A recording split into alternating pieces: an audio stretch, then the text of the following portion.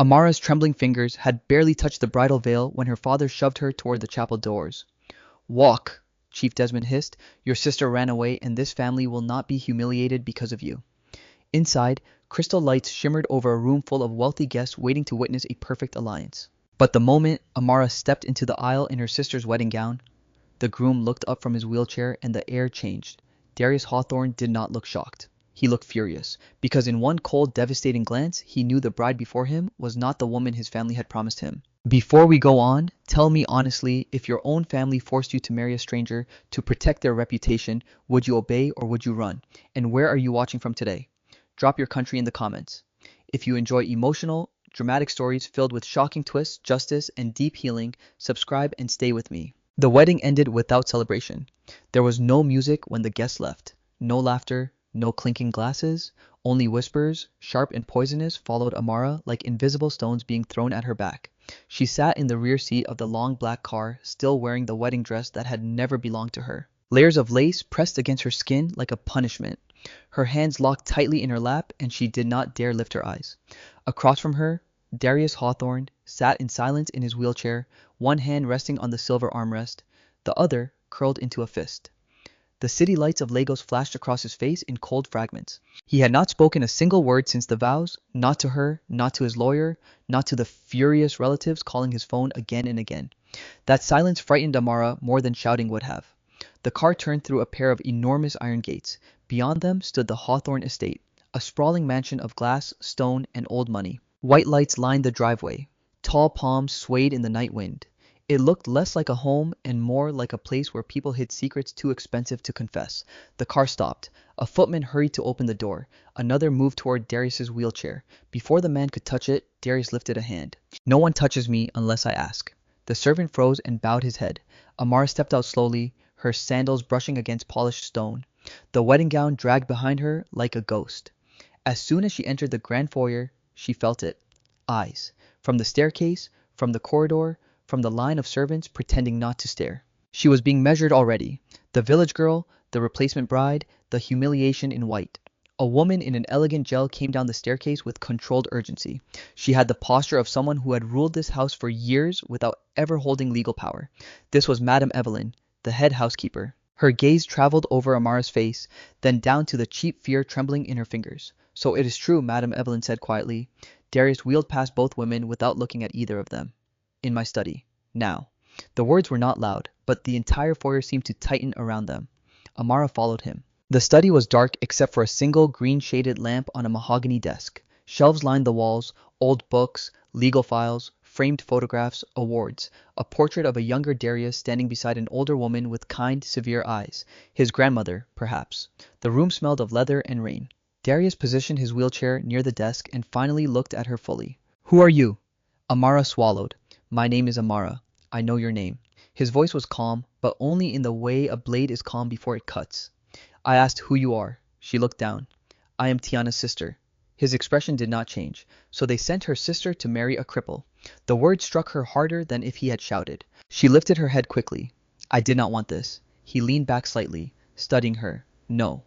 "Then why did you walk down that aisle?" Because her father's hand had bruised her wrist. Because her mother had cried more for family shame than for her daughter's life.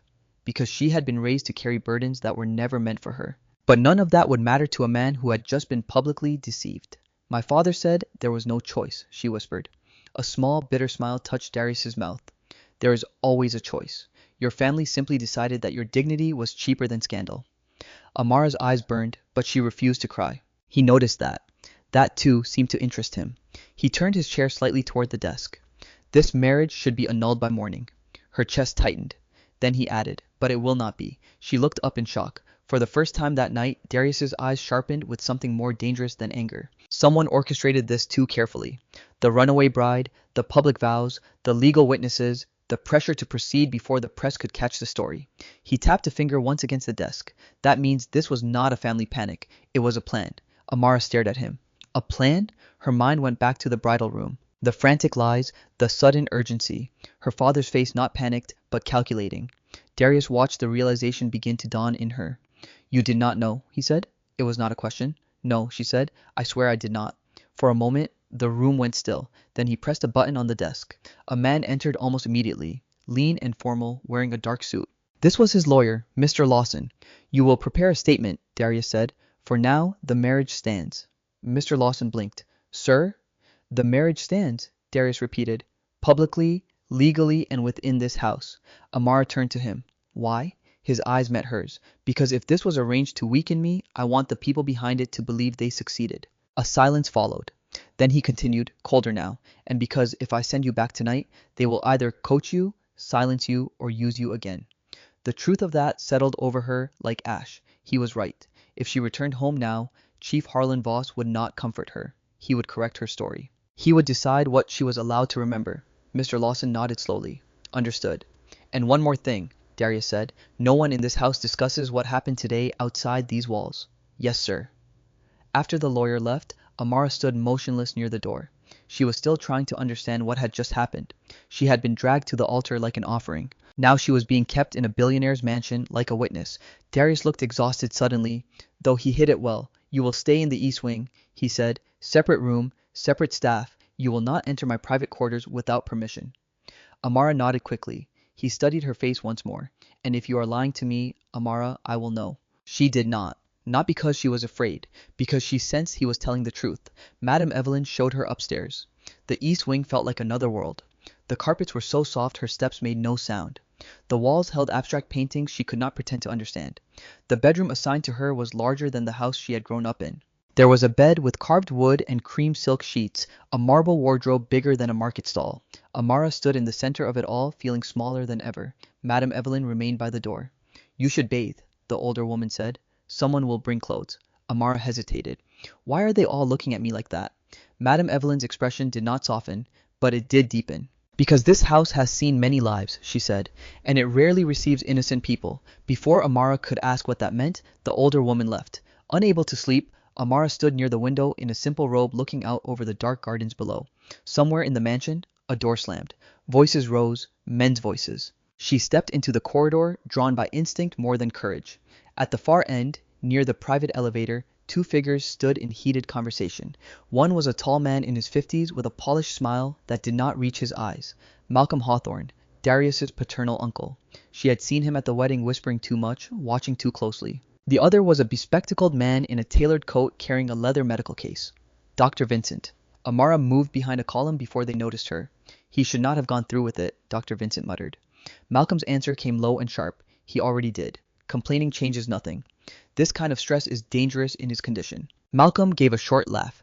"His condition is the only reason half this empire is still negotiable." Amara's heartbeat stumbled. Dr. Vincent lowered his voice even further, but she still caught the words. "If he begins improving, he won't." Malcolm snapped. "Not if his treatment remains exactly as prescribed." Silence. "Then and the girl?" Dr. Vincent asked. Malcolm glanced down the corridor. Amara pressed herself flatter against the wall. "She is a complication," he said, "but perhaps a useful one. A frightened village wife is easy to control." Their footsteps moved away.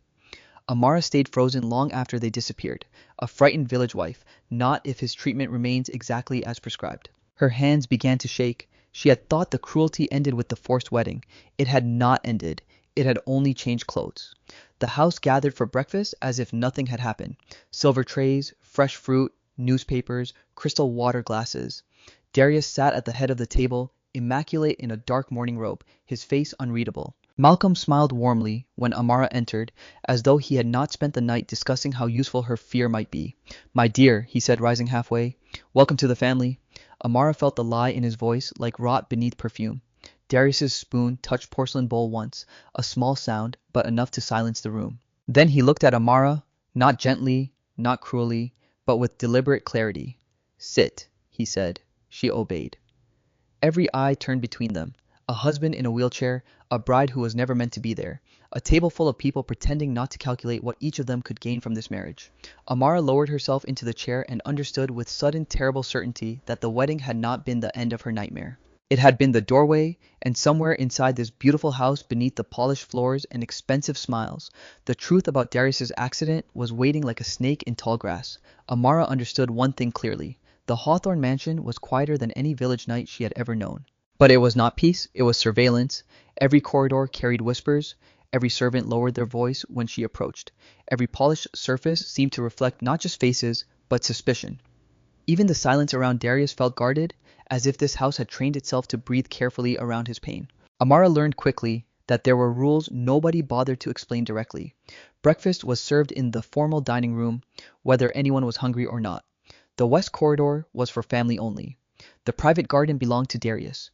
The physiotherapy room had once been used daily, but now sat mostly abandoned, as though hope itself had been packed away and covered in dust. And Amara, though legally the wife of the most powerful man in the house, belonged nowhere. She felt it in the way maids paused before handing her tea, uncertain whether to bow or merely place the tray down.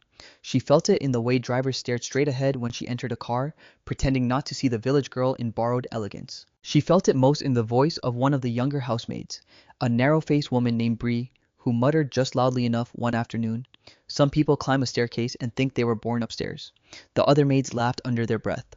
Amara heard every word. She said nothing, not because she was weak, because she had spent her whole life learning the cost of answering humiliation with pride when one had no power to protect it. Instead, she folded the towels she had been carrying, placed them carefully on the linen shelf, and walked away. But the words followed her anyway. That evening, Madame Evelyn found her alone on the back veranda peeling oranges for herself because she could not bear another meal, eaten beneath watchful eyes. "You should answer them sometimes," Madame Evelyn said, stepping into the fading gold of sunset. Amara looked up. Would it change anything? Madame Evelyn's mouth tightened. No. But silence can also become a habit. Amara stared at the orange peel curling against her thumb. "In my father's house, silence kept me alive." The older woman said nothing for a moment. Then she lowered herself into the chair beside her with surprising grace. "This is not your father's house." "No," Amara said softly. "It is just another house where people decide what I am worth." Madame Evelyn looked at her carefully then. There was no pity in her gaze, only recognition. "You are wrong about one thing," she said. "This house does not decide anyone's worth. It only reveals what people worship." Before Amara could ask what that meant, footsteps sounded behind them. A male servant approached. "Madam, sir is asking for his evening tray." Madame Evelyn stood. "Take it to him." The servant hesitated. He asked for her. His eyes flickered toward Amara. Amara froze. Madame Evelyn turned slowly. "Then go," she said. Amara rose at once, wiping her hands on her wrapper. "What does he want?" A strange look passed over Madame Evelyn's face. That she said is something nobody in this house knows until they are already standing in front of him. A few minutes later, Amara entered Darius's private sitting room, carrying a tray with pepper soup, herbal tea, and sliced pawpaw. The room was dim lit by warm lamps and the blue wash of city lights through the tall windows. Books lay open on the low table beside him. Files were stacked in neat piles. He sat in his wheelchair near the fireplace. Though no fire burned, he did not look up immediately. For a second, Amara simply watched him. Without the sharpness of public silence around him, he looked less like an untouchable CEO and more like a man holding himself together by force. His jaw was tight. One hand gripped the wheel too hard. The other pressed subtly against his thigh. Pain, she realized. He was in pain now. She set the tray down gently. "You asked for me." Darius's gaze lifted at last. "Do not call me sir in this house." Amara blinked. "Then what should I call you?" His expression did not soften. "My name will do." She nodded once. Darius. The name felt strange in her mouth. Too intimate. Too forbidden. He noticed. Something unreadable crossed his face. "Sit." She obeyed, lowering herself into the chair opposite him. For a moment, he said nothing. "Then Madame Evelyn tells me you refused the wardrobe prepared for you." Amara glanced down. She had changed back into one of the simpler dresses provided for her, but still avoided the extravagant jewelry and heavy perfumes the maids had tried to press on her. "I took what I needed. You are the wife of this house now." She looked at him steadily. "No, I am the woman your family was trapped with." Darius leaned back slightly. Then unexpectedly, the corner of his mouth shifted. Not quite a smile, but close. "At least you are honest." Amara almost answered, but his hand suddenly clenched harder against his leg. A sharp breath escaped him before he could hide it. She sat upright at once. "Are you all right?" "I am fine." He clearly was not. The muscles around his mouth had tightened. A sheen of sweat had begun to gather at his temple. His fingers dug into his thigh as though trying to crush the pain by force. Amara stared. "This happens often." He looked at her coldly. "What concern is that of yours?" She ignored the tone. "Since the accident." His jaw flexed. "Leave it." But she was already watching too closely now. The tray, the cup of tea untouched, the medicine bottle near the lamp, the way his leg twitched, not dead and still, but tense, too tense. In the village, she had seen old men with crippled joints, women with nerve pain after difficult childbirths. A hunter once kicked by a mule so badly he dragged one foot for a year. Pain had a language, and this did not look like the pain of a body simply broken. It looked aggravated, provoked. "Did you take your medicine?" she asked. His eyes flashed. "Do not overstep." But she had already noticed the bottle label. Dr. Vincent. She remembered the words from the corridor. Not if his treatment remains exactly as prescribed. A small cold feeling opened in her stomach. Carefully she said, "Would you allow me to bring warm cloths?" Darius let out a humorless breath. "You think cloth can repair nerves?" "No," Amara said quietly, "but heat can calm what medicine is inflaming." The room went still. He stared at her, not angry now, studying, as if trying to decide whether she was foolish or observant. At last he said, "Do what you want." Amara rose immediately. She returned with a basin of warm water, 2 folded towels, and a small bottle of palm kernel oil she had found in the kitchen stores. The younger staff had laughed when she asked for it. One had whispered that perhaps the village bride planned to season the billionaire. She ignored them. Now she knelt near Darius's chair without looking directly at him. "This may help. If it does not, I will stop." He gave no answer. Taking that as permission, she dipped the towel into the warm water, wrung it, and laid it gently over his lower leg. Darius inhaled sharply. Amara's hands paused. "Too hot, no?" So she continued, slowly, patiently, the way her mother, before grief hardened her, had once tended fevers and swollen ankles in their village because hospitals were far and tenderness was often the first medicine poor people ever received. When the heat had loosened some of the rigid muscles, Amara poured a little oil into her palm and began to massage carefully, not forcefully, not like a physician proving expertise, like someone listening through touch. Darius's breathing changed first, then his shoulders, then little by little the iron in his face began to ease. She worked in silence for several minutes. Finally he said, without opening his eyes, "Where did you learn this?" Amara kept her voice low. "My grandmother treated people in our village, not as a doctor, just because someone had to. She used oil and cloth. She used her hands," Amara said. "And attention." That made his eyes open. He looked down at her, still kneeling by his chair. Her fingers moving carefully over a leg the richest specialists in Lagos had handled with sterile impatience and expensive certainty. "Do you pity me?" he asked suddenly. Amara stopped. The question was not casual, it was a wound. She lifted her gaze to his. "No." His face remained unreadable. She added, "I think people around you do something worse." A slight crease formed between his brows. "And what is that?" "They have turned your pain into your identity." For a long moment, neither of them moved. The city shimmered beyond the windows. Downstairs, somewhere in the mansion, cutlery clinked faintly as dinner was laid out for people who had never gone hungry enough to respect food. Darius looked away first. "Enough," he said quietly. Amara withdrew her hands at once. But when she stood, he did not dismiss her. Instead, he reached for the medicine bottle, stared at it for a moment, then set it back down untouched. "You said medicine is inflaming it," he said. "I said it might be." "Might?" "Yes." He nodded once. "You are careful." Amara almost smiled. Careful people survive longer. That pulled another almost smile from him. Small, reluctant, and gone in a breath. Then a knock sounded. Before either of them could answer, the door opened and Dr. Vincent stepped inside carrying a leather case. His eyes moved from Darius to Amara, then to the towel, then to the oil. Too fast, too sharp. "Well," he said smoothly, "this is unusual." Amara stepped back at once. Darius's face turned blank again, all softness erased. "You are late. Traffic was terrible," Dr. Vincent replied, though his gaze lingered on Amara. "I came to administer your evening dose." Darius said nothing. Dr. Vincent crossed the room, set down his case, and reached for the medicine bottle. Amara watched his hand, watched the ease with which he held it, the familiarity, the confidence of a man who had never expected to be questioned. And then she saw it. A tiny difference in the capsules inside the bottle compared with the empty blister pack near the lamp. Same brand, different shade. It was subtle, almost invisible, but not invisible enough. Her heartbeat quickened. Dr. Vincent turned. "Madam, you may leave us." Amara did not move. Darius noticed. So did Dr. Vincent. In that charged second, Amara understood something with terrifying clarity.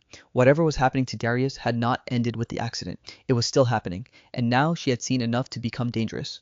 "Doctor." Vincent's smile remained in place, but something colder moved behind it. "Madam," he repeated more softly this time, "you may leave us." Amara stood beside the tray, her pulse hammering against her ribs. The room suddenly felt smaller, the lamp light sharper. Even the polished floor seemed to reflect too much. She should have obeyed. A new bride, a village girl, a stranger in a billionaire's house. Every instinct she had ever learned told her to lower her eyes, apologize, and disappear before powerful people remembered she existed. But then she looked at Darius. He was watching her, not with warmth, not even with trust, but with alertness. He had noticed her hesitation. He had seen the warning rise in her face, and perhaps for the first time since arriving in that mansion, Amara understood that silence here was not safety. Silence was surrender. She swallowed. The capsules are not the same. The words fell into the room like a glass breaking. Doctor. Vincent's expression did not change at first. Then he gave a small laugh. I beg your pardon.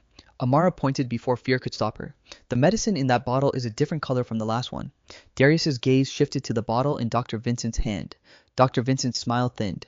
Madam Amara, I understand that new surroundings can create anxiety, but medical treatment is not something to comment on simply because capsules appear slightly different under the light. Then let him see the label, Amara said. The doctor's jaw tightened almost invisibly. Darius noticed that too. Give it to me, he said. Dr. Vincent remained still for a second too long. Then he stepped forward and handed over the bottle. Darius turned it slowly in his hand. The label had been fixed neatly, professionally. It looked ordinary. But when he opened it and poured one capsule into his palm, his expression darkened. This is not the dosage you gave me yesterday. Dr. Vincent's reply came smoothly, too quickly. The prescription was adjusted this afternoon after I reviewed your pain logs. I did not authorize any adjustment. With respect, sir, you were in no condition earlier for a lengthy discussion. Darius's eyes hardened. Then you should have waited. A silence stretched. Amara could almost hear Dr. Vincent recalculating. Then he let out a careful breath. Very well. If there has been miscommunication, I apologize. I will have the pharmacy resend the prior dosage in the morning. Tonight, Darius said. Sir, tonight. Bring me a sealed replacement from the pharmacy. Not from your bag, not from your office. Sealed. Dr. Vincent inclined his head. As you wish. But as he reached for his case, he looked once at Amara. It lasted only a second. Yet it chilled her more than open hatred would have, because it was not anger. It was recognition. The recognition a snake might give to something that had stepped too close to its nest. When the doctor left, the door clicked shut with unnerving softness. Darius remained still, the suspicious capsule resting in his palm. At last, he said, How did you notice? Amara exhaled slowly. She had not realized she had been holding her breath. In the village, medicine does not come easily, she said. When someone can afford only a few tablets, people remember exactly what they look like. Darius looked down at the capsule again. And you assumed he was poisoning me? No. He lifted his eyes. No, I assume someone who changes your medicine without your knowledge is either careless or dangerous. Neither is safe. For a moment, something like grim approval flickered in his face. Then he closed his fist around the capsule. You should not have spoken in front of him. Amara's stomach tightened. Because you did not believe me. His expression sharpened. Because if you are right, you just told him you are no longer harmless. The truth of that hit her like cold water. Amara took a small step back. Then perhaps I should leave this house. A humorless sound escaped him. And go where? She had no answer. Back to her parents. To the house where Chief Harlan Voss would force gratitude down her throat for sacrificing herself. To the mother who had watched and said nothing while her daughter was dressed for another woman's wedding. No. There was no home waiting for her outside these gates. Darius seemed to read that on her face. At last, he set the capsule down on the table and pressed a button on the armrest of his chair. Within seconds, Mr. Lawson entered. He must have been standing nearby. Sir, from this moment, Darius said no medication enters my room without independent verification. Every bottle, every dosage, every prescription. Understood? Mr. Lawson straightened. Yes, sir. And increased private security around the East Wing. Amara stared at him. Why the East Wing? Darius did not look at her. Because that is where you sleep. The room went still. Mr. Lawson glanced once between them, then nodded. I'll handle it. When he left, Amara remained standing by the chair, her hands clasped tightly to stop them shaking. You think someone will come after me now? She asked. Darius answered without softness. I think people who build their power on secrets do not like witnesses. The words should have terrified her. Instead, they awakened something else. Not courage exactly. Not yet. But anger. Slow, hot, and clean. The kind that rises only when fear has already consumed too much of a person's life. She lifted her chin. Then I will not be easy to silence. That made him look at her properly. And for the first time, there was no mockery in his gaze. No cold dismissal. Only a long, measuring silence, as if he were seeing her shape more clearly beneath the village dresses and frightened eyes. You may be more trouble than I expected, Amara. She almost said, You too. Instead, she lowered her eyes. I should go. He gave a slight nod, but when she reached the door, his voice stopped her. Why did you help me? Amara turned. The question was simple, the answer was not, because she knew what it meant to be trapped inside other people's decisions, because pain recognized pain, because everyone in that house spoke to him like a throne or a threat, and she had glimpsed beneath it all a man being reduced piece by piece. She chose the smallest truth she could trust. Because you were suffering. Something changed in his face. Just for a second. Then it vanished. Good night, he said. Amara left. The corridor outside felt colder than before. Two security men now stood near the stairwell, speaking into discreet earpieces. Somewhere below, a grandfather clock marked the hour. She walked back to the east wing with careful steps, every shadow suddenly alive with possibility. The mansion had changed, not openly, not enough for outsiders to notice. But inside the walls, tension moved like electricity before a storm. Servants spoke even less. Doors closed more quickly. Madame Evelyn's eyes missed nothing. Mr. Lawson came and went with files tucked beneath his arm. And when Amara passed through the breakfast room, conversation thinned in her wake. Malcolm arrived late smiling. He wore cream linen and expensive confidence. A man accustomed to surviving every scandal because he had helped design most of them. My dear niece-in-law, he said warmly, kissing the air near Amara's cheek. I hope you are settling in. Amara forced herself not to recoil. I am learning. Good. Good. He turned to Darius. And you, my boy, better today? Darius buttered his toast without looking up. Interesting choice of words. Malcolm's smile flickered, then recovered. Concern is not a crime. No. Darius said mildly, but performance can be exhausting. The silence that followed was sharp enough to draw blood. Madame Evelyn set down a silver coffee pot with steady hands. Bree, the younger maid, nearly dropped a plate. Amara kept her eyes on her tea. She could feel Malcolm studying her. Not the way a relative studies a new bride, the way a man studies an unlocked drawer. The pressure in the house had become unbearable. Amara escaped to the old physiotherapy room at the end of the west corridor, a place she had passed twice but never entered. Dust floated in shafts of light. Parallel bars stood unused near the wall. A treatment bed sat beneath a white sheet. Resistance bands hung untouched from metal hooks. The room smelled faintly of antiseptic and abandonment. Hope had once lived here. Then someone had starved it. Amara moved slowly through the space, running her fingertips over a shelf of old equipment manuals. In a drawer, she found folded therapy schedules years old, now written in neat handwriting. Progress targets, balance drills, standing support intervals. On the last completed sheet, the notes changed abruptly. Patient resistant, session shortened. Then pain increased after medication. Mobility, regression significant. Then nothing. No more entries. Amara's pulse quickened. She turned at the sound of wheels behind her. Darius sat in the doorway. For a moment, neither of them spoke. Then his gaze moved around the room. I told them to lock this place. Amara set down the papers. They forgot. No. His voice was flat. They didn't. She understood at once. It had not been forgotten.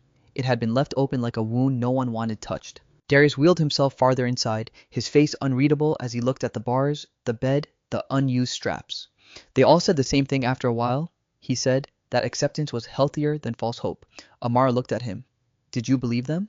His jaw tightened. I was in pain, I was angry, and every time I tried, the pain became worse. He glanced at the old therapy notes in her hand. Eventually, surrender begins to sound like wisdom. The sentence broke something quietly inside her, not because it was dramatic, because it was true. She stepped closer and placed the papers on the bed. Maybe they were trying to teach you surrender. He looked up sharply. Before he could answer, raised voices echoed from the corridor outside. A woman's voice. Familiar. High, emotional, theatrical. Then heels struck marble with quick, urgent rhythm. The door flew open.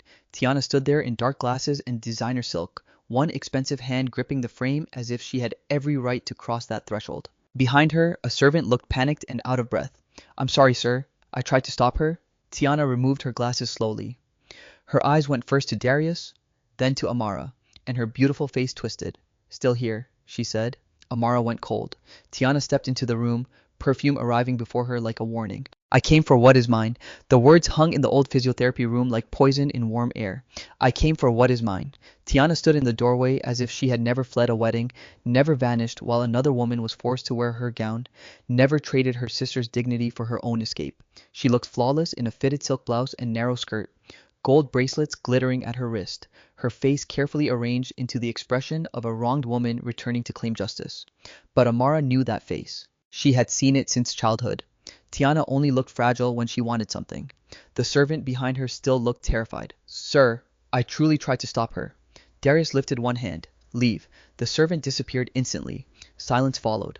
Tiana stepped farther into the room, her heels clicking against the floor with theatrical confidence. Her gaze moved over the dusty bars, the abandoned treatment bed, then settled on Amara with open contempt. So, this is where you hide now? She asked. Playing nurse, Amara felt heat rise in her chest, but she said nothing. Darius's expression remained cold. You have a moment to explain why you are in my house. Tiana drew in a soft, wounded breath as if injured by the question itself. Your house, Darius? I was supposed to be your wife. You were supposed to marry me, he said. Instead, you ran. Her lips trembled on cue. Because I was afraid. Of course, that answer, simple, useful, designed to make cruelty look like panic. Tiana took another step forward. You don't understand what happened. Daddy pushed me too hard. Everyone kept saying it was a perfect alliance, that it would save the family, that I had no choice.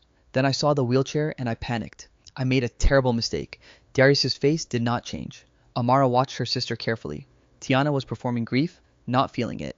I came back. Tiana continued, pressing a hand dramatically to her chest. Doesn't that mean anything? I came back because I realized I was wrong. No, Darius said. It means you came back. The word struck harder than shouting. Tiana blinked, thrown off for a second. Then her eyes shifted to Amara. And you, she said, her voice dropping its sweetness at once. You should leave. Amara looked at her quietly. Why? Tiana laughed in disbelief. Why? Because that marriage was never yours. The old wound opened exactly where she meant it to. Never yours, never your dress, never your place, never your life. But before Amara could answer, Darius spoke. Neither was the courage required to stand in that aisle. Tiana turned to him sharply. Darius's gaze remained fixed on her, merciless now. Whatever happened that day, Amara faced it. You did not. For the first time since entering, Tiana's composure cracked. It was small, just a flicker, but Amara saw it. So did Darius. Tiana recovered fast. You're defending her. I am correcting you. The room tightened. Tiana drew herself up. You think she's innocent because she looks simple. That girl has wanted everything that belonged to me since we were children. Amara stared at her. The lie was so familiar it almost made her tired. Tiana had used it for years whenever guilt needed a disguise. The prettier dress Amara never touched. The praise from teachers Tiana had not earned. The last piece of meat on the plate. The approval of parents who loved display more than fairness. Amara had always been accused of desiring what she had only been forced to surrender. She wanted your life, Darius asked softly. Tiana mistook the softness for sympathy. Yes, Darius looked at Amara. Did you? Amara held his gaze. No. Tiana let out a bitter sound. Of course she'll say that. Amara turned to her at last. You ran away. Tiana's chin lifted. I told you I was afraid. And yet, you are not afraid now. That landed. Tiana's eyes hardened. What is that supposed to mean? Amara's voice stayed calm. It means you did not come back for love. You came back because something changed. A strange stillness moved through the room. Tiana laughed again, but too quickly. You really think you understand anything? No, Amara said. But I understand you. Tiana took a step toward her. Careful. Or what? The question slipped out before Amara could stop it. They stared at each other. Sisters. One polished by ambition, one weathered by sacrifice. The silence between them held years. Darius broke it. Get out. Tiana turned, stunned. Darius, get out. He repeated.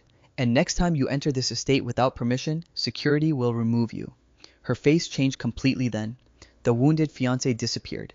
In her place stood the real Tiana, cold, furious, insulted. This is because of her. She snapped, pointing at Amara. She has poisoned you against me. Darius's voice lowered, which made it more dangerous. Leave before I forget you are a guest. Tiana's nostrils flared. For a moment, Amara thought she might scream. Instead, her sister leaned close enough to let her perfume and resentment wrap around the space between them. This isn't over, Tiana whispered. Then she turned and walked out. Her heels struck the floor like tiny hammer blows all the way down the corridor. The room fell silent again. Amara exhaled slowly, only then realizing how hard her heart was pounding. Darius was still watching the doorway. She came too quickly, he said at last. Amara looked at him. What? She did not return because of guilt. His eyes narrowed slightly. She returned because she was sent, or because she heard something worth returning for. The thought slid coldly through Amara's chest. She remembered Malcolm's smile at breakfast, Dr. Vincent's look the night before, the way tension had risen through the mansion all morning. Tiana had not chosen this timing at random. She said the marriage was never mine, Amara murmured. Darius turned toward her. Do you believe that? Amara did not answer, because part of her still did. Not the legal part, not the visible part, but the deeper thing beneath it, the right to be chosen to belong to, stand beside someone without apology. She had never owned that kind of place in anyone's life. Darius seemed to understand her silence. He wheeled farther into the room and stopped beside the parallel bars. His gaze moved over them with old bitterness. Help me up. Amara stared. What? Help me stand? Her breath caught. Now. She looked at the bars, then at him. Darius, he cut her off. If they are moving pieces around the board, I need to know exactly how broken they think I am. Fear flashed through her. Not fear of him, fear of hope. Hope had teeth. Hope could humiliate a person worse than despair. Still, she stepped closer. Carefully, she locked the wheelchair and moved to his side. Put your hand on my shoulder. His jaw tightened. I know how to stand. That is not what I said. For a fraction of a second, something almost human passed through his expression. Then he obeyed. His hand was warm and heavy on her shoulder. She braced her feet. He gripped the bar with one hand, the arm of the chair with the other, and pushed. Nothing happened. Then strain flooded his face. His body lifted halfway, shook, then fell back hard into the chair. Darius cursed under his breath. Amara crouched immediately. Stop. No. You're in pain. I said, no. He tried again. This time he rose higher, just enough to clear the chair by inches before his left leg buckled violently. Amara caught him instinctively, both hands gripping his waist as his weight tipped toward her. For one wild second, they were suspended there together, his breath hot against her temple, her heart slamming, his body trembling not with weakness but with fury. Then he dropped back into the chair. The room rang with silence afterward. Darius stared ahead, chest rising sharply. His pride had taken the blow harder than his body. Amara knelt in front of him without speaking. After a moment she reached for the damp cloths folded nearby and pressed one gently against the tight muscles above his knee. He did not stop her. Outside, the sky had begun to darken. Wind gathered in the trees. At last he said very quietly, "Again tomorrow." Amara looked up. His face was still hard, still controlled, but beneath the control she saw it. Something fragile and furious, something that had not died, only been buried. Hope. She nodded once. Again tomorrow. That evening the mansion changed for the worse. 3 hours after Tiana's visit, a tray arrived for Darius's room from the kitchen. Light soup, fresh bread, herbal tea. Ordinary, harmless. Almost routine, but Amara noticed the smell before the servant even crossed the threshold. Too bitter. Wrong. She took the tray from the boy's hand so fast he nearly dropped it. Who prepared this? He blinked. The kitchen, madam. Which cook? I don't know. Don't. Amara set the tray down and lifted the tea to her nose again. Beneath the herbs sat a sharp medicinal scent she had smelled once before in the village when a man had tried to sedate a violent patient. Her blood turned cold. Darius noticed her face. What is it? She turned to him. Don't drink this. The servant's eyes widened. I swear I brought what they gave me. Amara believed him. That was the worst part. The attack had become bolder. No more subtle changes in capsules, no more careful adjustments hidden behind medical authority. Someone was now confident enough to send danger straight to his room. Darius's expression darkened to something lethal. Call Mr. Lawson, he said. The servant fled. Amara stood very still beside the untouched tray. Tiana returns. Darius tries to stand. And by nightfall, someone tries again. This was no longer suspicion. It was war. War in a wealthy house did not begin with gunshots. It began with polished lies, lowered voices, and servants who suddenly forgot who had sent them. The poisoned tea tray had vanished from the kitchen inventory as if it had never existed. The cup was gone.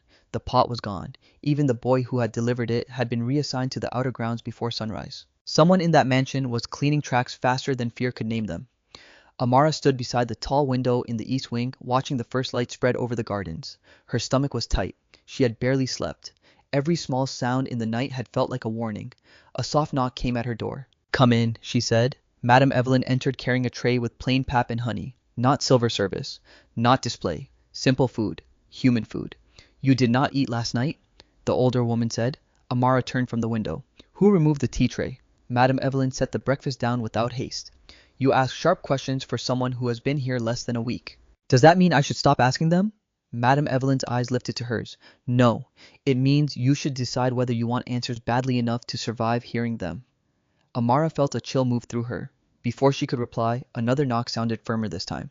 Mr. Lawson entered. His tie was perfectly straight, but fatigue had settled beneath his eyes. Sir wants you downstairs, he said. In the study, ma'am. The breakfast room. Amara frowned. Why there? Mr. Lawson's mouth flattened. Because your family has arrived. For a second, she thought she had misheard him. Then the room tilted. My family? Mr. Lawson gave a short nod.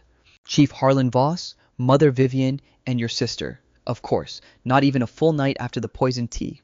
Not even after Tiana had stormed into the house claiming what she believed was hers. They had come together now, openly, confidently, like people who believed they still had the right to negotiate over a human life. Amara's fingers curled at her sides. What do they want? Mr. Lawson's expression hardened with professional restraint. I suspect they want to rewrite the story before Sir does. When Amara entered the breakfast room, every instinct in her body told her to turn and walk out again. Chief Harlan Voss sat near the center of the long table in a dark agbada, his face solemn with the false dignity he wore whenever he intended to wound someone while calling it duty. Beside him sat Mother Vivian, beautiful and polished, her eyes already wet as if she had come prepared to perform motherhood. Tiana sat nearest the head of the table in a cream dress that made her look soft, repentant, expensive. Darius was already there. He sat at the head of the table in a charcoal suit, one hand resting on the arm of his wheelchair, his expression unreadable. Malcolm stood by the sideboard with a cup of coffee, smiling like a man attending a theater performance he had helped finance. The moment Amara stepped in, Chief Harlan Voss rose. Amara, he said, opening his arms slightly as if this were a family reunion and not an ambush. Come, sit down. Amara remained standing. No. A pause. It was small, but it landed heavily in the room because people like Chief Harlan Voss were not used to hearing refusal from daughters they had trained to obey. Mother Vivian dabbed at her eyes. Amara, don't speak like that. We came because we are worried about you. Tiana lowered her gaze beautifully. We all made mistakes. Amara looked at her sister for a long moment. You wore guilt faster than you wore your wedding dress. Tiana's face tightened. Malcolm hid a smile behind his cup. Chief Harlan Voss stepped in smoothly, his voice stern now. Enough. We are not here to trade insults. No, Amara said quietly. You are here to trade me. The truth hit so cleanly that for a moment no one spoke. Even Darius's gaze sharpened. Chief Harlan Voss recovered first. Mind your words. I have done that all my life, Amara said. It never protected me. Mother Vivian's eyes filled further. After everything we sacrificed for you. Amara almost laughed. Sacrificed for her? The cruelty of that sentence was so enormous it nearly collapsed under its own weight. Darius set down his coffee cup with deliberate care. Say what you came to say. Chief Harlan Voss turned toward him at once, grateful for structure. Very well. Sir, this situation has become regrettable for all involved. My younger daughter panicked, yes, but she has returned in remorse. It is only proper that the original arrangement be restored before more damage is done. Amara went still. There it was. Not apology, not shame, arrangement, restored, as if she were a torn contract to be corrected. Darius's face remained expressionless. And my wife. Chief Harlan Voss glanced at Amara briefly, then away. Amara has done her duty. No one denies that. But we all know the marriage began under irregular circumstances. It would be kinder to release her quietly before gossip spreads further. Kinder. The word almost made Amara sick. Tiana leaned forward slightly, voice soft and wounded. I never wanted my sister to suffer because of my fear. Amara looked at her. Then why did you let me walk into that chapel? Tiana's eyes flashed. I wasn't there. No, Amara said. That was the point. Mother Vivian interjected quickly.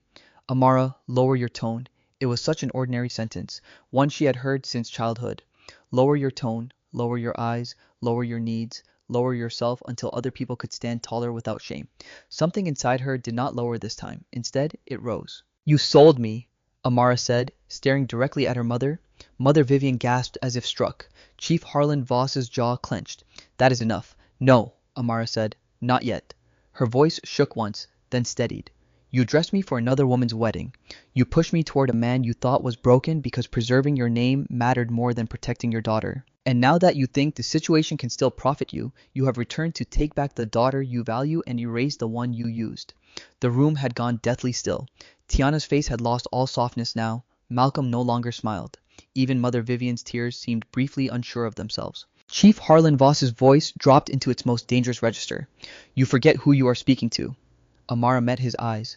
For the first time in her life, she did not flinch. No, she said. For the first time, I remember. A strange silence followed. Then Darius spoke. Interesting. Every head turned toward him. His gaze remained on Chief Harlan Voss. You say, Tiana returned in remorse. Yet, she came to my house yesterday before dawn and demanded what she called hers. Tiana stiffened. I was emotional. Darius ignored her. And less than 6 hours later, someone sent a contaminated tea tray to my private room. Chief Harlan Voss's face changed by half a degree. No more than that. But it was enough. Amara saw it. So did Darius. Malcolm set down his coffee. Contaminated, that is a serious allegation. Darius turned to him slowly. Then you should take it seriously. Malcolm spread his hands. Of course, I only mean we must avoid hysteria. Hysteria, Darius repeated. A useful word when men wish to make danger sound feminine. For the first time, Malcolm's smile vanished completely. Mr. Lawson entered then holding a slim folder. He crossed the room and handed it to Darius without a word. Darius opened it. Amara watched his eyes move once down the page. Then he looked up at Tiana. You said you returned because you regretted running. Tiana lifted her chin. I do. Darius slid a paper across the table. Then perhaps you can explain why 30 million naira was deposited into an account under your friend's company before the wedding, an account you accessed hours after you disappeared. Tiana went white. Mother Vivian stared at her daughter stunned. Tiana Chief Harlan Voss did not speak. That silence condemned him more than denial would have. Tiana's mouth opened, closed, opened again. That money was not. Be careful, Darius said softly. Lies become very expensive when documented. Malcolm stepped forward. Now see here, financial movements can be misinterpreted. A young woman under pressure may accept help from whom Darius asked. Malcolm stopped. The room turned on that single unfinished sentence. From whom? Not from panic, not from love, from someone with interest in the wedding collapsing publicly. Amara's pulse raced. Tiana looked wildly at her father. Chief Desmond snapped, Be quiet. It was reflex, brutal, immediate, and in that crack of anger, the room saw the truth. Tiana had not acted alone. Mother Vivian sank back in her chair, hand over her mouth. Amara stared at her parents and felt something strange wash through her. Not triumph, grief, because betrayal always hurt twice when it came from the hands that had fed you as a child. Darius closed the folder. Let us stop pretending, he said. Tiana accepted money to vanish. Your family used Amara as a replacement to preserve the alliance. And someone in my circle expected the chaos to weaken my position. Chief Harlan Voss rose slowly. You have no proof of my involvement. Darius's gaze remained icy. Not yet. The not yet landed like a promise. Chief Harlan Voss turned to Amara, then abandoning softness entirely. Come home. The command was naked now. No guilt, no performance, only ownership. Amara felt the old training tremble inside her bones. Daughter, obey, return, disappear. But beside that old fear stood something new. The memory of a man in pain asking her why she helped him. The memory of a poisoned cup. The memory of herself saying no. She straightened. I have no home there. Mother Vivian began to cry in earnest now. Amara, please. Amara looked at her with unbearable calm. You should have pleaded for me before the wedding. Chief Harlan Voss's face darkened with rage. Ungrateful girl. No, Amara said. Only unpaid. Tiana let out a harsh laugh. You think you've won because he pities you? The insult came like a knife thrown in desperation. Before Amara could answer, Darius did. I do not pity her, he said. His voice was quiet, steady, absolute. I am beginning to respect her. That is why she remains. The room froze. Amara did not move. Could not. Because respect spoken aloud in front of the people who had spent her entire life denying it to her struck deeper than praise ever could. Chief Harlan Voss flared. He looked from Darius to Amara and seemed to understand perhaps for the first time that the daughter he had considered disposable was no longer standing where he had left her. He snatched up his cap. This is not over. Darius's gaze did not waver. For you, that depends on how much more truth I uncover. Chief Harlan Voss turned and strode out. Mother Vivian in tears. Tiana lingered 1 second longer, eyes burning at Amara with naked hatred. Then she left too. The doors closed behind them. Silence filled the room. A shattered silence. A dangerous one. Amara stood where she was breathing, carefully. Malcolm moved first, smile gone, voice measured. Family matters are always regrettable. Darius turned to him. Then regret, quietly. Malcolm inclined his head and walked out. When the room was finally empty except for Darius, Amara, and Mr. Lawson, the lawyer let out a slow breath. That went badly, he murmured. Darius's eyes remained on the closed doors. No, it went honestly. Then he looked at Amara. There was no softness in his face, but there was something steadier now, something dangerous in a different way. Trust not fully formed, not safe, but beginning. From now on, he said, you do not go anywhere in this house alone. Amara nodded once, because after what had just happened, she understood it too. This was no longer a forced marriage hidden behind scandal. It had become a battle line, and now that the mask had slipped, everyone would have to choose what they were willing to betray or protect before the end. After the confrontation in the breakfast room, the mansion no longer bothered pretending to be calm. Something essential had cracked. Not loudly, not publicly, but in the quiet ways that mattered. Security doubled near Darius's private wing. Mr. Lawson began carrying locked folders instead of loose files. Madam Evelyn dismissed 2 kitchen workers without explanation. Malcolm stopped smiling unless other people were watching. And every time Amara entered a room, conversations did not merely pause anymore, they ended. She had crossed an invisible line. She was no longer the accidental bride people mocked behind polished hands. Now she was a problem. That should have frightened her more than it did. Instead, what lingered strongest inside her was something she still did not know how to carry. I am beginning to respect her. Darius had said it without softness, without romance, without performance. And somehow that made it matter more. Respect was not the language Amara had grown up hearing. Usefulness, obedience, sacrifice, silence, those she knew. Respect felt almost too expensive to touch. A knock came at her door. Amara sat up instantly. She had slept lightly again, waking at every shifting sound in the hallway. "Who is it, Madam Evelyn?" Amara rose and opened the door. The older woman stood there in a pale wrapper and head tie, looking as composed as ever, though the hour itself felt secretive. "Sir is in the physiotherapy room," Madam Evelyn said. "He asked for you." Amara blinked. "He said?" Madam Evelyn glanced at the clock in the corridor. "It is time." Amara was dressed and downstairs within minutes. The old physiotherapy room looked different in morning light. Dust still clung to corners, but the windows had been opened. Fresh air moved through the space. The white sheet had been removed from the treatment bed. Someone had wheeled in clean towels, a water jug, and 2 sturdy chairs. Darius was already there wearing dark training trousers and a fitted black shirt. His wheelchair stood near the parallel bars. His expression was controlled, but his eyes were sharper than usual. Not angry, focused. "You came," he said. "You ask." A faint shift touched his mouth. "That is becoming your answer to everything." Amara moved closer. "Should I choose a less honest one?" His gaze held hers for a second longer than necessary. Then he gestured toward the bars. "We start there." She looked at the bars, then back at him. "Shouldn't a physiotherapist be here?" "I had physiotherapists," Darius said flatly. "They gave me percentages, caution and surrender." Amara hesitated. "And I give you what?" He leaned back slightly in the chair. "Annoyance, suspicion, defiance, a beat past, movement." The truth of that settled between them. Amara moved behind the wheelchair and helped angle it toward the bars. "You should not do too much at once." His jaw tightened. "You sound like them." "No," she said quietly. "They wanted you to stop. I want you to last." That silenced him. For a moment only the early birds outside could be heard beyond the open windows.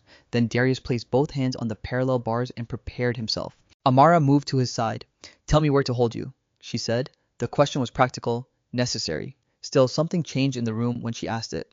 Darius's gaze flickered over her face as though he understood exactly how much trust was buried inside that simple sentence. "At the waist," he said at last. "If I fall, let me fall forward, not back." Amara nodded. He pushed upward. The first attempt was ugly. His arms trembled instantly. The muscles in his neck stood out with effort. His right leg straightened faster than the left, and the left dragged half a second behind, reluctant, angry, disobedient, but this time he did not collapse immediately. He rose, only inches at first, then higher. Amara's hands came to his waist firm and steady, not lifting him, only guiding his balance. Darius inhaled sharply. He was standing, not well, not cleanly. His body shook with the strain. Sweat appeared at his temple within seconds, but he was vertical, taller than the wheelchair. Taller than the grief that had held him down for so long. Amara looked up at him, eyes wide. "Darius, don't speak," he muttered through clenched teeth. She obeyed. Seconds passed, then his left knee buckled violently. Amara tightened her grip as he fell forward against the bars, catching enough of his weight to keep him from crashing. His breath came harsh and furious. He did not look at her. "Again?" he said. Amara stared. "You need rest?" Again. The word was not loud, but it was the voice of a man dragging himself towards something he had once been told was gone forever. So she helped him reset. Again. The second attempt lasted less time, but looked better. His posture aligned more cleanly. The left leg still trembled, but not with complete deadness. Reflex flickered there. Anger lived there. Resistance lived there. That mattered. By the fourth attempt, Darius could no longer hide the pain. Sweat darkened his shirt. His breathing had become ragged. His fingers gripped the bars so hard the knuckles blanched. When he dropped back into the chair, he shut his eyes once briefly, as if forcing himself not to curse. Amara knelt at once and reached for the towel. He opened his eyes. "Do not look at me like that." "Like what?" "Like I am breakable." Amara dipped the towel into the basin and wrung it gently. "Everyone is breakable." He gave a bitter huff. "That sounds like village wisdom." "It is." She laid the warm cloth against the tight muscle above his knee. His jaw flexed, but he did not stop her. "In the village," she continued, "we did not think strength meant never breaking. We thought strength meant what someone did after." Darius looked down at her in the pale gold of morning with the open windows behind her and her hands steady against the pane. He tried so hard to conceal. Amara did not look like a frightened replacement bride. She looked rooted, like something difficult to uproot once planted. After a while, he said, "Tell me about your village." The question surprised her so much she nearly looked up too fast. She kept her attention on his leg. "Why?" "Because every time you speak about it, you sound less afraid." Amara thought about that. Then slowly she answered. She told him about red earth after rain, about women singing while pounding yam, about children chasing goats between cassava rows, about nights so dark the stars looked close enough to gather by hand, about her grandmother who knew which leaves cooled fever and which roots eased swollen joints, about how poverty made people rude sometimes, but tenderness practical. Darius listened without interruption. When she finished, he was quiet for a long time. Then he said, "In my world, tenderness is usually a trap." Amara lifted her eyes. In mine, it was sometimes all people had. The sentence rested between them with unexpected weight. Later that afternoon, after a guarded breakfast and 2 meetings behind closed doors, Darius asked for her again, this time in the private garden. The garden lay behind the west veranda, enclosed by stone walls thick with flowering vines. A fountain murmured at the center. Frangipani trees cast shifting shade over the path. It was the first place in the estate that felt almost human. Darius sat beneath a broad umbrella while reading a report. Amara arrived, carrying tea Madame Evelyn had prepared herself. No one else touched it, Madame Evelyn had said dryly before handing over the tray. Amara believed her. She set the tea down carefully. Darius closed the report. "Walk with me." She stared at the wheelchair. I mean help me out of this thing." Her heartbeat quickened, not from fear, from the dangerous brightness of possibility. Together they moved to the gravel path. He used a polished wooden cane this time. One hand gripped it. The other rested briefly and heavily against her forearm. The first step was rough. The second was worse. By the third, his face had hardened into that cold mask he wore whenever pain threatened to expose too much. But he kept going. Step, drag, step, hold. Amara matched him carefully, adjusting without making it obvious. "You can stop," she said once. "No, you are not proving anything by tearing yourself apart." His grip on her forearm tightened. "Maybe I am proving I am still mine." The words hit her unexpectedly hard because she understood them too well. She had spent her whole life being used as someone else's solution, someone else's sacrifice, someone else's quiet daughter. Still mine. By the time they reached the fountain, Darius was trembling with effort. Amara guided him to the stone bench. He sat down heavily, breathing hard. Neither spoke at first. Then he looked at her. "You were right." She blinked. "About what?" "Someone wanted me to accept surrender." His eyes moved to the water. "And I almost did." Amara sat beside him, leaving enough space for dignity. Almost is not the same as forever. A slow wind stirred the trees. Then before he seemed to think better of it, Darius said, "When I woke after the accident, I did not ask whether I would walk again. I asked who had visited." Amara turned toward him. "My mother was already gone by then," he said. "My grandmother had become too weak to travel. My uncle came first, then the doctor, then the board members, then people with statements, signatures, percentages, recovery timelines." His mouth tightened. Everyone came to discuss the future. No one came to ask whether I was afraid.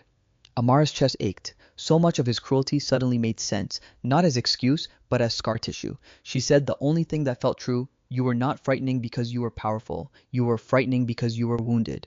Darius looked at her then with an expression she had never seen before. Unshielded, not completely, not safely, but enough. Enough to make the air between them change. Footsteps shattered it. Both turned. Bree, the young maid, stood near the veranda steps, breathless and pale. "Sir," she said, "Mr. Lawson is asking for you at once. There has been an issue." Darius's face closed instantly. "What issue?" Bree swallowed. A bank record was traced. The transfer linked to Miss Tiana. Her eyes darted nervously toward Amara. "It leads to a shell company connected to Chief Harlan Voss."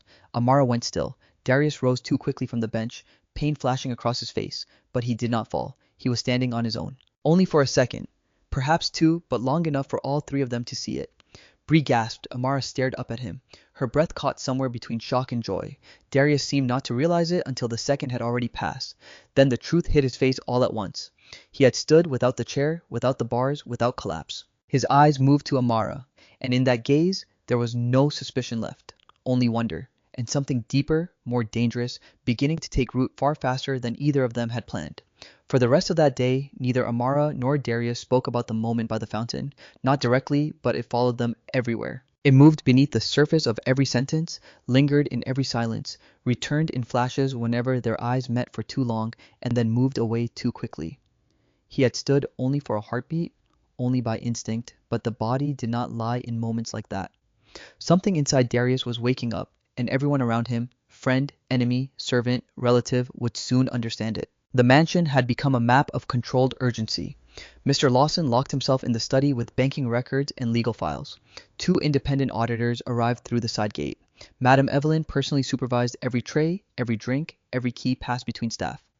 Malcolm remained invisible all afternoon, which worried Amara more than his presence would have. Men like him grew most dangerous when they seemed calm. Amara stood in the corridor outside the study with a tray of fresh tea she knew had not been touched by anyone except Madam Evelyn. Her hands were steady, but her thoughts were not. A shell company connected to Chief Harlan Voss. So, it was true, not just cruelty. Not just cowardice, money. Tiana had not run because she was frightened. She had run because someone had paid her to collapse the wedding at the exact right moment. And Chief Harlan Voss had known. Perhaps from the beginning. Perhaps before Amara was even chosen as the substitute. The study door opened before she knocked. Darius sat inside near the desk, the lamplight shaping the hard lines of his face. Mr. Lawson stood beside a stack of documents reading through a printed report. "You may bring it in," Darius said. Amara entered quietly and set the tray down. Mr. Lawson looked up. "Sir, should I continue later?" Darius's gaze flickered toward Amara, then back to the lawyer. "No, stay." Amara straightened. "I can leave." "No," Darius said.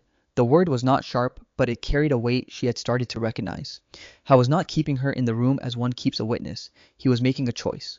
Mr. Lawson adjusted his glasses and resumed. The shell company was registered under the name of a deceased businessman. Two directors appear on paper, but both identities are fraudulent. The account received several large transfers from firms linked to Chief Harlan Voss's import network, then paid out to a consulting company used by Tiana's friend. Amara felt her chest tighten. She knew the friend. Stylish, loud, always near Tiana whenever trouble needed a prettier shape. "Then it be traced clearly?" Darius asked. Mr. Lawson nodded. "Clearly enough to start breaking people." The room went silent. Darius leaned back slowly, fingertips pressed together. "Not yet," he said. Amara looked at him. "Why not?" He turned his gaze to her. "Because partial truth is a dangerous weapon. If I move too early, they will destroy evidence, align their stories, and paint themselves as victims of a disabled man lashing out in paranoia."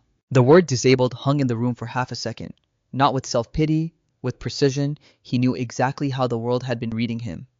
Weak, unstable, grateful for survival, easy to manage. Amara's voice softened. "You think they are still underestimating you?" Darius's expression darkened slightly. "I know they are." Mr. Lawson gathered a smaller folder from the desk. "There is something else." Darius held out her hand. The folder changed hands. He opened it, read one page, then stilled so completely that even the air in the room seemed to change. Amara noticed at once. "What is it?" He did not answer immediately. Instead, he lifted his eyes to Mr. Lawson. "Where did you find this?" "In the old estate archive." The lawyer replied. "Locked among your grandmother's private papers." Madam Evelyn thought it might matter. Darius looked back down. Then without a word, he passed the folder to Amara. She took it carefully. Inside lay an aged letter, a notarized family memorandum, and a faded photograph. The photograph showed an older woman seated proudly in traditional attire, stern-faced but warm-eyed. Beside her stood a younger woman Amara recognized with a painful jolt. Her mother, not Mother Vivian as she appeared now in silk and bitterness, but the younger version of her from years before. Simple wrapper, uncovered hair, uncertain smile. Amara stared. "That's my mother." Darius said nothing. Her fingers shook as she turned to the memorandum. The text was old but legible. It referred to an agreement between the late Grandma Elara Hawthorne and the family of Harlan Voss, acknowledging a life debt after an act of rescue during a road attack many years earlier. In return, Elara had pledged future protection to the rescuer's household, and if character proved worthy to welcome one daughter from that house into the Hawthorne family as a daughter-in-law. Not the eldest, not the youngest, not the prettiest. The wording was painfully clear. The daughter whose conduct reveals honesty, endurance, and compassion. Amara read the line twice, then a third time. Her mouth went dry. Darius watched her. "She never named Tiana," he said quietly. Amara looked at him. The world inside her had tilted again. "All this time," she whispered. Mr. Lawson spoke carefully. "Your father likely saw only the alliance and assumed the younger daughter would be preferred once she became the social favorite. But your grandmother's notes suggest otherwise." Darius reached toward the remaining paper in the folder. "Read the letter." Amara did. It was written in a firm hand. A private letter from Elara to her grandson sealed years ago and never delivered. She wrote of betrayal hidden inside polished families, of how charm often stood where character should have been, of how wealth drew masks onto faces until suffering peeled them away. She warned him that one day he might be surrounded by people who wanted his power more than his healing. And then, Near the end came the line that made Amara's breath catch. If ever confusion arises about the promised daughter, choose the one who remains when remaining costs her something. That one will not betray a wounded man. The room blurred. Amara lowered the page slowly. Darius's gaze had not left her face. She saw you before I did, he said. Amara laughed once, but it broke halfway into a sound too close to grief. No, she said. She saw the kind of daughter my parents never wanted. A long silence followed. Mr. Lawson, sensing something deeper than legal strategy now moving through the room, quietly gathered a few papers from the far edge of the desk and stepped back, making himself smaller without quite leaving. Amara stared again at the photograph. She remembered fragments suddenly. Her mother, once mentioning an old woman from Lagos who had sent medicine after a flood season. Her father snapping that she should keep quiet about old favors. A visit from a luxury car when Amara was very young. A car that stopped only briefly before leaving gifts and an envelope no one explained. All those loose memories now rearranged themselves into something terrible and bright. I was never the replacement, she said. The words came out almost soundless. Darius answered just as softly. No. Something inside her splintered. Not from pain alone, from release. All her life she had been treated as the daughter people settled for when more desirable options failed. The one sent on errands. The one told to understand. The one expected to absorb what prettier children could reject. But here in this room, in the hidden papers of a dead woman who had judged people not by beauty or ambition, but by what suffering revealed in them, Amara discovered something she had never once been allowed to believe. She had been chosen, not for display, not for usefulness, for character. Tears rose before she could stop them. She turned away sharply, ashamed of them. Darius's voice reached her from behind the desk. Do not. She looked back. His expression was unreadable again, but his eyes were not.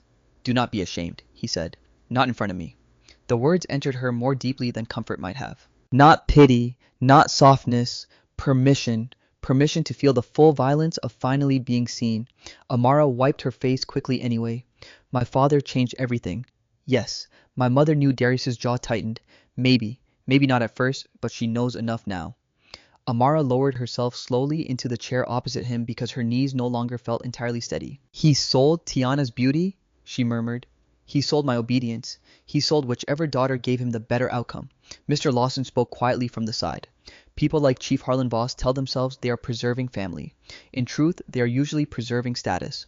Amara looked down at the old letter in her hands. If this had been found sooner, Darius interrupted gently, but with certainty, it would still have taken suffering to prove who everyone was. She lifted her eyes. He was right. Without the forced marriage, she might never have entered this house. Without entering this house, she would never have seen the poison in it. Without the poison, Darius might still have believed surrender was wisdom. Without the betrayal, the hidden truth would have remained decorative and buried. The letter did not erase the cruelty, but it changed its meaning. They had tried to make Amara feel like the mistake in the room. Instead, she had always been the part of the story they needed buried. A knock sounded at the door. Madame Evelyn entered carrying yet another folder under her arm. Her gaze moved from Darius to Amara, then to the photograph in Amara's hands. For the first time since Amara had met her, something near tenderness touched the older woman's face. So, Madame Evelyn said quietly, he showed you. Amara nodded. Madame Evelyn placed the folder on the desk. Then there is one more thing you should both know. Darius gestured for her to continue. Madame Evelyn opened the folder and removed a brittle envelope. Grandma Ilara kept notes on everyone she investigated, she said, including your father, including Malcolm. Darius's eyes sharpened. What did she find? Madame Evelyn met his gaze. That years before your accident, she said Malcolm and Chief Harlan Voss had already been meeting privately. The room went still. Amara felt all the warmth drain from her body. Madame Evelyn's continued voice low and hard. Your grandmother suspected they were planning something involving the marriage agreement and the future control of the company. She wrote that if harm ever came to you, those two men should never be considered separately. For a second, no one moved. Then everything snapped into place with horrifying elegance. The money, the runaway bride, the substitute wedding, the altered medicine, the uncle circling the company. Chief Harlan Voss and Malcolm had not merely exploited chaos. They had built it. Darius rose too fast from his chair, one hand slamming against the desk for balance. Pain crossed his face, but he stayed upright. Amara was on her feet instantly. Darius. He looked at her standing now, by force and fury, breathing hard. It was never just about humiliating me, he said, or controlling the board. His eyes burned. It was about deciding which daughter entered this house and ensuring the wrong one never had enough power to matter. Amara stared at him, the old letter still trembling in her hand. And in that moment, she understood the full size of the crime against them both. They had not only tried to keep a man in a wheelchair, they had tried to bury the exact woman who could help him rise. By the time dawn rose over Lagos the next morning, Darius had already decided. There would be no private confrontation, no quiet settlement, no hidden dismissal handled through lawyers and sealed envelopes. People like Malcolm and Chief Harlan Voss survived in darkness because darkness allowed them to rearrange blame before truth could stand upright. If Darius wanted to destroy what they had built, he would have to do it where power lived publicly. At the shareholders' emergency session, word had already spread through the company overnight that Darius would appear by remote link to address recent instability involving his health, his marriage, and rumors of financial irregularities. The wording was careful, neutral, designed to lower expectations. Malcolm had approved that wording himself. That was exactly why Darius kept it. Let them prepare for a weakened man speaking from a chair behind a polished desk. Let them gather their sympathy, their false concern, their legal language, and rehearsed innocence. Then let them watch the ground disappear beneath them. Amara stood in Darius's dressing room as Madame Evelyn adjusted the cuff of his black suit jacket. The room smelled faintly of starched cedar and tension. Morning light poured through tall windows and sharpened every edge in the room. Darius sat in the chair near the wardrobe, his cane resting beside him, face composed of severity. Mr. Lawson stood nearby with a leather document case in one hand and a tablet in the other. The board is fully assembled, he said. Malcolm has already arrived. He brought 2 outside legal advisors. Darius nodded once. Good. Mr. Lawson hesitated. There is still time to delay until tomorrow. No. The answer cut cleanly. Madame Evelyn stepped back. Then at least, eat something first. Darius ignored that. His gaze found Amara instead. She had chosen a simple but elegant deep green dress Madame Evelyn insisted upon that morning. No glitter, no excess, just dignity. Her hair was braided neatly back from her face. She looked calm from a distance. Only someone standing close would see how tightly her hands were clasped. You can still stay here, Darius said. This part will be ugly. Amara met his eyes. That is why I should be there. A faint silence passed. He did not argue again.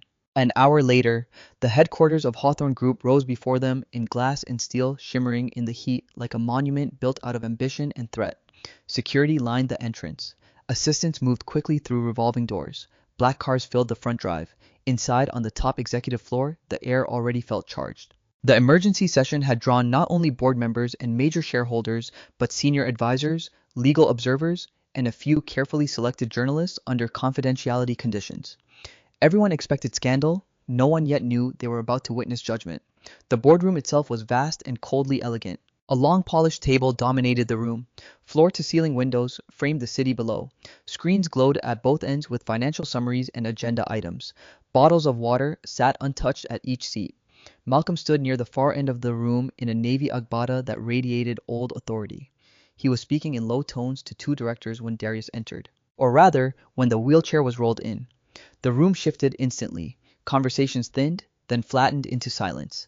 Darius sat in the chair expression. Unreadable cane laid across his lap. Amara walked beside him.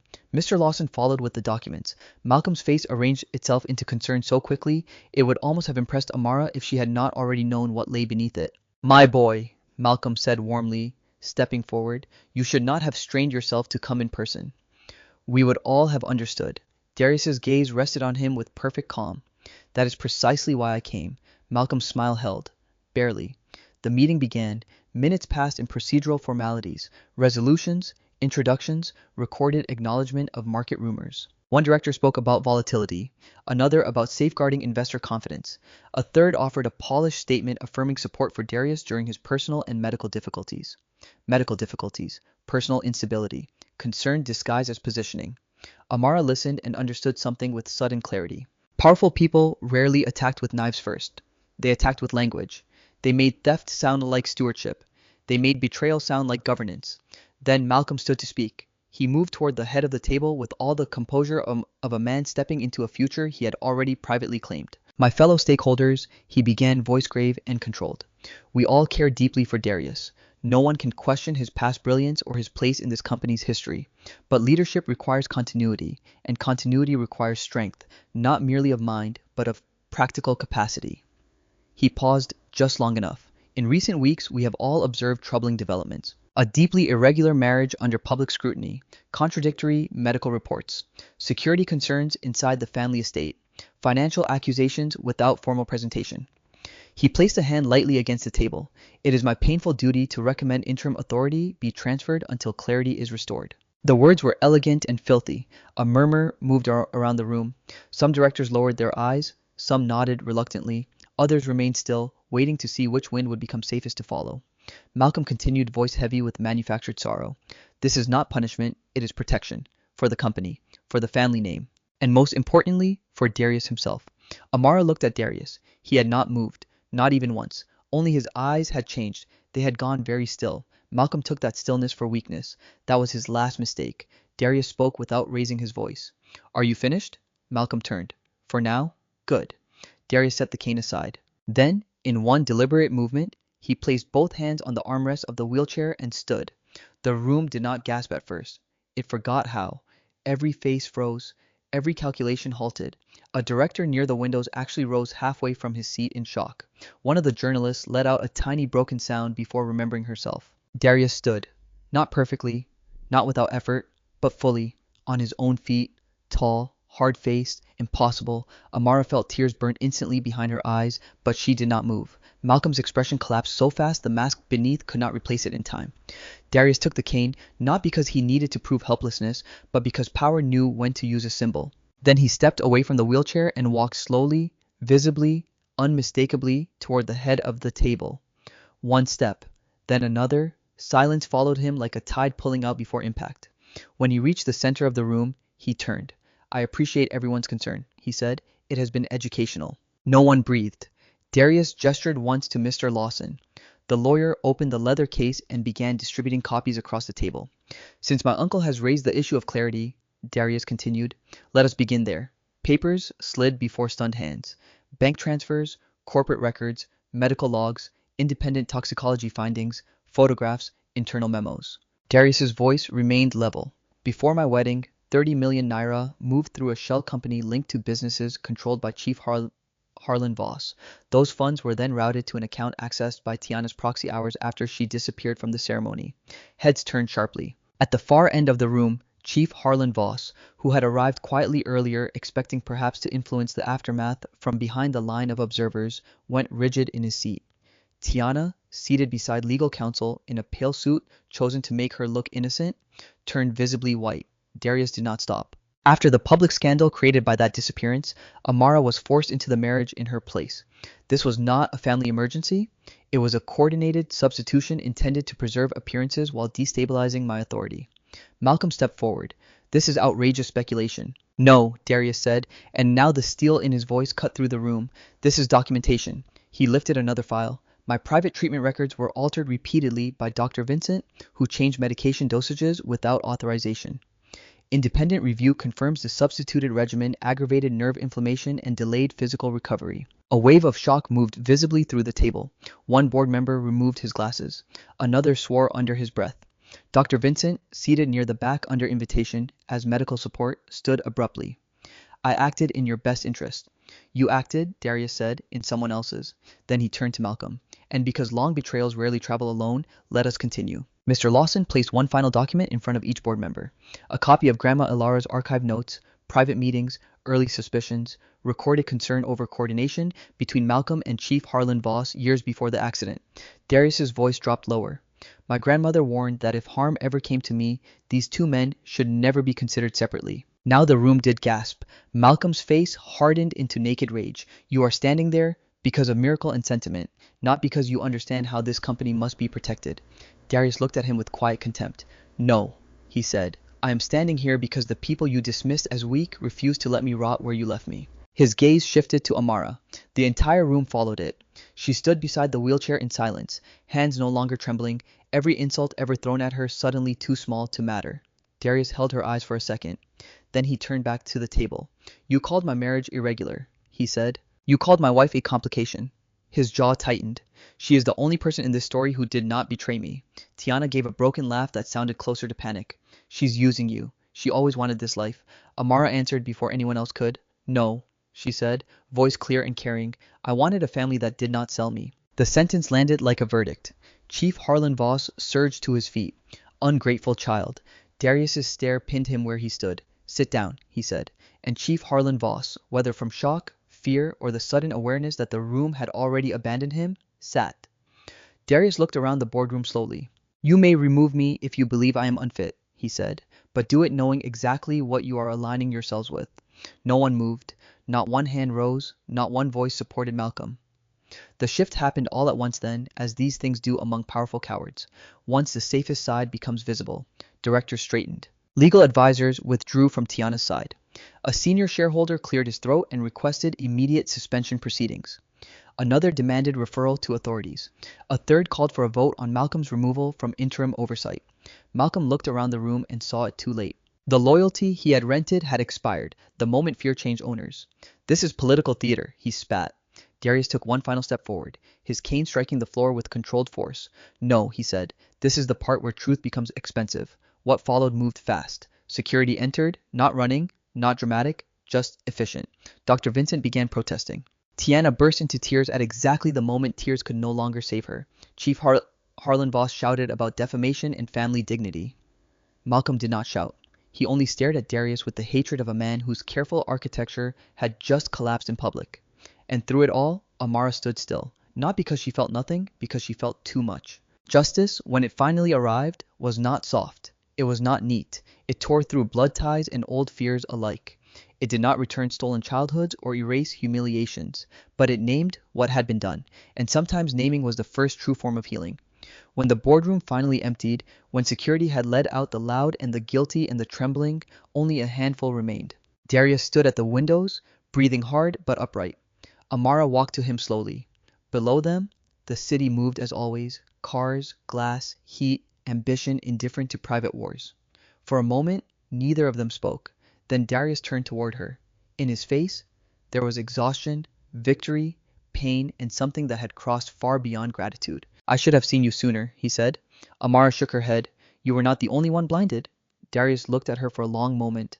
Then, before the empty boardroom, before the city, before the wreckage of everything false, he took her hand, not as obligation, not as strategy, as choice. And when he spoke, his voice held nothing hidden. I am not letting you go. In the days after this boardroom reckoning, silence returned to the Hawthorne estate. But it was no longer the old silence. It was not the silence of secrets being protected or fear being swallowed. It was the silence that comes after a storm has ripped the roof off a house and forced everyone inside to finally see the sky. Police inquiries moved quickly once the company's legal team released the evidence. Dr. Vincent was suspended, questioned, and publicly stripped of access to Darius's medical records. Malcolm's corporate privileges were frozen on the same day as the shareholder session, and by the end of the week, every director who had once spoken of interim authority was suddenly eager to emphasize their loyalty to Darius's leadership. Chief Harlan Voss's import companies came under investigation. Tiana vanished from public view after 2 disastrous attempts to sell her innocence to the press. Justice Amara learned rarely arrived looking noble. Sometimes it arrived looking tired. Sometimes it arrived wearing legal language and carrying stamped files. Sometimes it arrived too late to preserve dignity and only in time to expose the people who had stolen it. Still it came, and that mattered. The estate itself changed in quieter ways.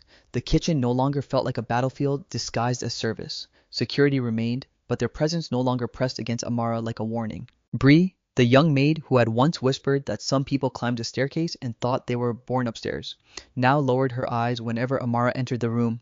One afternoon, she even offered tea with shaking hands and an apology so small it barely had shape. Amara accepted the tea. She did not accept the apology aloud. Not because she wanted revenge, because some lessons had to live inside silence before they could become character. Darius changed most of all. Not at once, not magically. Healing never moved like stories told by people who had never suffered. There were still mornings when his left leg resisted him like an old enemy. Still nights when the muscles locked so hard that sweat soaked through his shirt, and he sat gripping the edge of the bed until dawn softened the worst of it. There were meetings that exhausted him, stares that mocked him, and moments when pain entered his face so suddenly that Amara's chest ached to see it. But now there was movement where had once lived. Every day he trained, sometimes in the restored physiotherapy room, sometimes in the garden, sometimes in the long west corridor when rain caged the house indoors.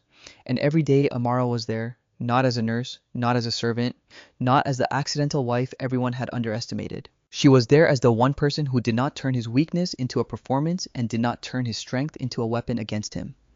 When he shook with effort, she did not praise him like a child. When he failed, she did not look away to spare his pride. When he succeeded, she did not rush to claim credit. She simply stayed. One evening, they stood together in the garden at sunset.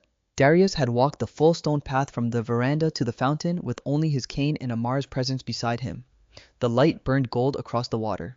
The frangipani trees carried the faint sweetness of bloom. Somewhere beyond the walls, Lagos moved in restless noise, but inside the garden, there was a strange, earned peace. Darius lowered himself carefully onto the stone bench. Amara sat beside him, not too close. For a while neither spoke. Then he said, "My grandmother was right." Amara turned. "About what?" "That suffering reveals people." His eyes remained on the fountain. "I used to think wealth gave me clarity. It did the opposite. It let too many lies dress themselves as devotion." Amara looked down at her hands. "Poverty does that too." He glanced at her. She continued quietly. "Poor people lie as well. They lie about love, about sacrifice, about duty. They call exploitation family because admitting the truth would shatter what little they think they have." Darius studied her face in the fading light. "You still grieve them," he said. It was not a question. Amara let out a slow breath. "I grieve the parents I thought I had." That truth sat between them bare and painful. Then Darius asked, "If they came now and begged forgiveness, would you return?" Amara did not answer immediately. She thought of Chief Harlan Voss's voice sharpened by entitlement, Mother Vivian's tears that always came too late, Tiana's beautiful face twisted by resentment. The moment charm stopped working. She thought of the chapel, the dress, the push toward the aisle, the years before it, the lessons of obedience carved into her like scripture. And then she thought of herself now, not healed entirely, but no longer willing to disappear to make other people comfortable. "I would forgive what I could," she said at last, "but I would not return to be used again." Darius nodded slowly. "As you shouldn't." She turned toward him. "And you?" His jaw tightened almost imperceptibly. "Malcolm raised me to believe strategy mattered more than affection. By the time I understood what he was, I had already learned too much from him." He paused. "I do not know if forgiveness is the right word for what I feel, but I know this: I will never again confuse proximity with loyalty." The sentence held more than business, more than betrayal. It held her too. The air between them shifted. Not suddenly, not theatrically, like something long forming had finally stepped into the light and decided not to hide anymore. Darius turned fully toward her. "When I told that room I was not letting you go, I meant it." Amara's pulse changed. She tried for steadiness. "You had just destroyed half your enemies." It was an emotional moment. A brief, startled laugh left him real this time, unguarded enough to make him look younger. "Is that what you think this is?" She met his eyes and lost the safety of pretending. "No," she said softly. A long silence followed. Then Darius reached into the inner pocket of his jacket and pulled out a small velvet box. Amara froze. He did not open it immediately. Instead, he looked at her with a seriousness that stripped the moment of ornament and left only truth. "The wedding in that chapel was an act of violence dressed as ceremony," he said. "It used your obedience and my injury and called the result an alliance." His fingers tightened around the box. "I will not let that be the only vow our lives remember." He opened it. Inside lay a ring, elegant, simple, with a central stone catching the last gold of evening. Beautiful, yes, but what made Amar's breath falter was not the ring, it was the way he held it. Not like a man displaying wealth, like a man offering something he understood could be refused. "Amara," he said, voice low and unwavering, "I am not asking because I owe you, and not because you healed me into gratitude. I am asking because when everything false around me was collapsing, you remained true. You saw the man beneath the title, beneath the rage, beneath the chair, and somewhere in the middle of my healing, you became the place my life began to move toward." He drew one breath. "Will you marry me this time by choice?" Tears rose before she could stop them. Not the tears of humiliation she had cried in bridal silk that did not belong to her. Not the tears of pain she had swallowed through childhood. These came from a place deeper and steadier. The place where a human being realizes they are being chosen without being used. Amara laughed softly through the tears, one hand rising to her mouth. "Darius." He waited. No pressure, no command, no father's hand at her wrist, no room full of strangers measuring her worth. Just a man who had learned painfully that love without respect was only another cage. "Yes," she whispered. Then stronger, "Yes." Darius closed his eyes once briefly, as if the answer struck somewhere deeper than relief. When he slid the ring onto her finger, his hands were not perfectly steady. Neither were hers. But sometimes trembling did not mean weakness. Sometimes it meant truth had finally become too large to hide. Their second wedding took place under a canopy woven with fresh leaves and white cloth, with red earth still cool beneath people's feet, and birds loud in the nearby trees. The women sang before the ceremony began. Children ran in bursts of excitement until older aunties shooed them into order. Local drummers played not for status, but for joy. Madame Evelyn attended in deep indigo lace and stood straighter than any socialite in the city. Mr. Lawson looked profoundly uncomfortable in traditional attire and endured it with dignity. Even Bree cried openly at one point and blamed the heat. Darius walked to the ceremony with his cane, not hidden, not denied, not dramatized. Amara saw him coming across the village clearing and felt her heart break and mend in the same beat. This was the man who had once sat in a dark room believing surrender was wisdom. This was the man who had learned how to stand again in front of the woman everyone had dismissed. And this time no one was forcing either of them toward the altar. When they exchanged vows, the words were simple. No grand speeches, no performance, just promises shaped by suffering, honesty, and choice. Afterward, when the music rose and the villagers pulled them into celebration, Darius leaned close and murmured, "This is better than the first wedding." Amara smiled. "That is not difficult." He laughed. The sound moved through her like sunlight. In the time that followed, they built more than a marriage. Darius restructured the company's charitable arm and redirected a major portion of it toward rehabilitation care, rural clinics, and affordable mobility support for people too poor to receive treatment before pain became permanent. Amara insisted the first center be built near her home region, where injuries were often left to herbs alone, not because tradition was foolish, but because modern care had never bothered to arrive. Together, they created the Ilara Foundation in honor of the grandmother whose buried truth had outlived every lie. And slowly, without announcing it to the world, they built a home where neither power nor sacrifice would be used as proof of love again. There were still scars. There would always be scars. But scars were not the opposite of healing. Sometimes they were its evidence. Amara had entered Darius's life as the woman people called a substitute. She became the woman truth had chosen long before either of them knew it. And Darius, once reduced by others to the limits of his body, became a man who understood that being healed did not mean becoming who he was before pain. It meant becoming honest after it. Some people spend years believing love means endurance, silence, and sacrifice without limit. But real love does not ask one person to disappear so another can remain comfortable. Real love does not thrive in manipulation, fear, or bargains made over someone's dignity. Amara's story is painful because it reveals a truth many people know too well. The deepest betrayals often come from those who call themselves family.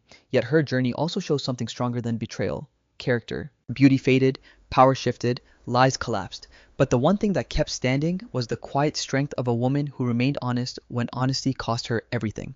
Darius's healing also teaches something important. The body is not the only thing that can be wounded. Pride, trust, and hope can become crippled too. And sometimes the first step toward recovery is not medicine or money, but being truly seen by someone who does not reduce your pain to weakness. Justice may come late. Truth may stay buried for years, but what is false cannot remain hidden forever. In the end, those who build their lives on greed and betrayal are trapped by the very harm they create. And those who choose truth, even trembling, give healing a place to begin. If this story moved you, tell me in the comments. Do you believe love can truly heal what betrayal tried to destroy? And where are you watching from today? Drop your country below. If you enjoy emotional, dramatic stories filled with deep twists, justice, and healing, subscribe and stay with me for more.